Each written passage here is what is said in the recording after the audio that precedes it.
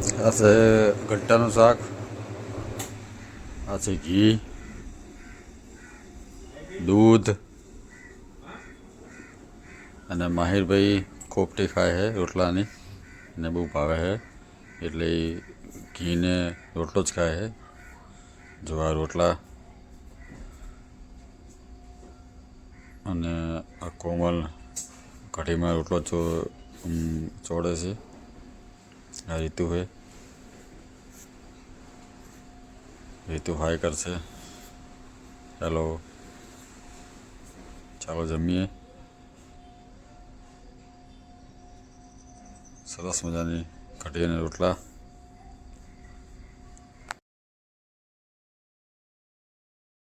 સારું કરવા બેસી ગયા છીએ.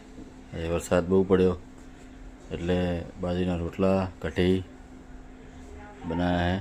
અને માહિર ઘી ખાવું હોય એને, પણ એને થીજીલું ઘી ભાવતું નહીં, એને ગરમ ઘી ભાવે.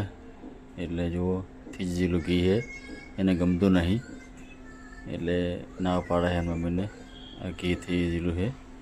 આ છે ચણા લોટનું શાક, નીચેથી આપી મારા ભાઈના ઘેરથી મારા મમ્મીએ બનાવ્યું છે.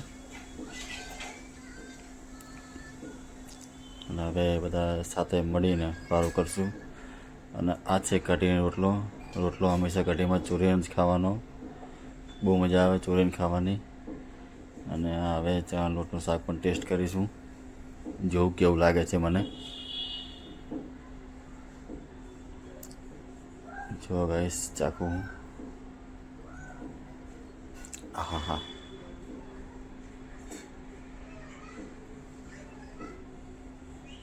સુપર, મજા આવી જઈ.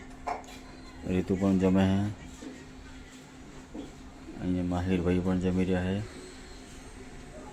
માહિર હાય કરી ગયો છે, નાચી રહ્યો, એને મજા આવી જઈ ખાવાની એટલે નાચી રહ્યો એ.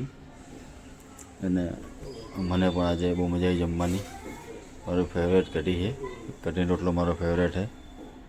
કે મને કઢીનો રોટલો બહુ મજા આવે ખાવાની ચોરી.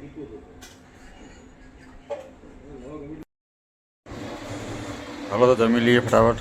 સરસ મજાનો કઢીનો રોટલો, હજી મોજ આવી રહી છે ખાવાની. આ હા હા હા, તમને પણ મોઢામાં પાણી આવતું હશે. તમે પણ ઘરે બનાવીને ખાજો, બહુ મજા આવશે ખાવાની. કઢીનો રોટલો